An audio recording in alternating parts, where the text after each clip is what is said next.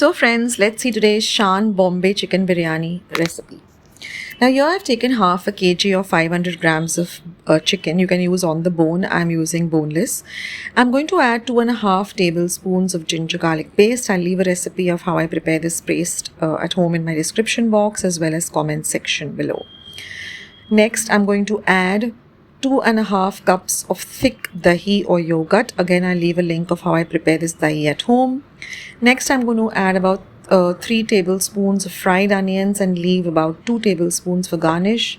I'll leave a link for that as well. And then I'm going to add some finely chopped coriander leaves. You can also add mint leaves, but I was running short of the mint leaves, so I added just coriander.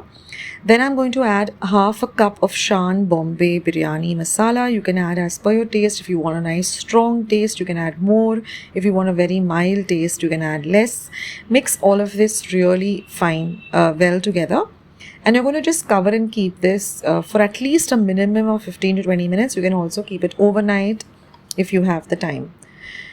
Now I'm going to take a big pot in which we are going to make the biryani. So use a large heavy bottom pot, and to that I've added about 2 tablespoons of clarified butter or ghee.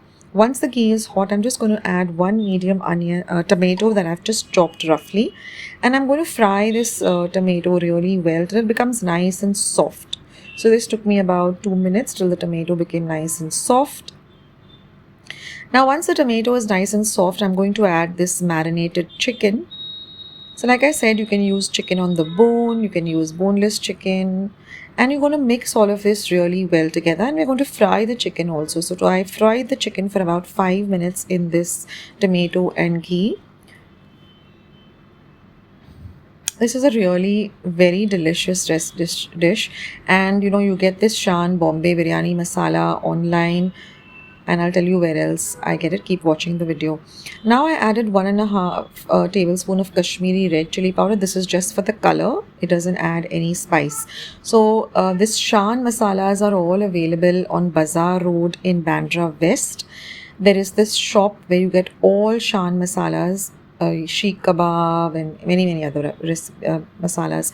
Now I'm going to add 3/4 of cup of warm water, and we're going to let the chicken cook in this water. So give it a good mix, and then we're going to cover and cook this for about 7 to 8 minutes, just checking in between. And we want all of this gravy to be absorbed by the chicken. So this might take about 7 minutes, it might take about 10 minutes depending upon the chicken that you're using. So we want it to have like a semi liquid consistency. We don't want it completely dry. We want a semi-liquid like this. So once this is done, just stir everything well, turn off the heat, and we're going to transfer this to a smaller bowl because we're going to make the biryani in this big large pot itself. So I've just transferred it to another bowl. Now turn the heat on again. This is my parboiled basmati rice. I'll leave a link of how I prepare this in the description box as well. It's very easy. So now to the same pot, I'm going to add 1.5 cup of basmati rice. Like I said, I'll leave a link of how I prepare the rice. It's very easy. And use the long grained aromatic basmati rice. And now once you've added that, you're just going to spread it out evenly at the bottom. You can also add some sliced boiled potatoes at the bottom. Even that is amazing. Now I'm going to add all of this cooked chicken along with the semi-gravy, the thickened gravy. Guys, you have to try out this Shan Bombay Biryani Masala chicken biryani. It's just out of this world. It's just too delicious. I mean, I make this whenever I can, mostly on the weekend, and then we enjoy it on the on a Monday also.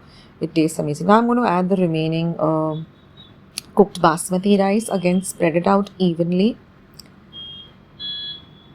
And use good quality aromatic basmati rice. It just elevates the taste of any biryani. Now I'm just going to add some drops of clarified butter or ghee, roughly about 2 tablespoons. Just plop it down because this has to seep into it. And here I'm adding 1/4 cup of saffron infused milk. So I just took about half a teaspoon of saffron strands or kesar, added it to about 1/4 cup of warm milk, not hot milk, mixed it, let it sit around for 10 minutes, and then I'm just going to put it on top of the rice. You can also add biryani food color to this rice. I don't like to add that. Now I'm going to add the remaining fried onions. You can watch the video till the end as to how I made the fried onions, and I'll also leave a link of how I prepared the fried onions. And I'm just going to add my finely chopped coriander leaves as well as the mint leaves that I had. Add a lot of mint leaves. I was running short of mint leaves today, but otherwise, add a lot of mint leaves. And now we're just going to cover and cook this for 10 minutes on a very low heat. And guys, this is all ready. And just before serving, I like to mix everything really nice so everybody gets all of the good pieces of the chicken, the masala. You can also add some fried cashew nuts and kishmish if you like. And I'm going to serve this with some chilled dahi or raita. Guys, you have to try this out. And keep watching Akshata's recipes. Lots of love. Bye. And if you would like to see more videos like this, then don't forget to leave this video a big thumbs up. Also, by clicking the thumbs up icon. Also, don't forget to subscribe to my channel and become a part of Akshata's recipes. Once you have subscribed, there is a small little bell icon that will pop up. So just click on that. That way, whenever I put up a new recipe or a new video, you get a message for the same. So on that note, I'll say bye and I'll catch you in my next video sooner than you think. This is Akshata saying bye, take care, stay healthy, stay fit, be kind and loving to one another. So till we meet again, bye.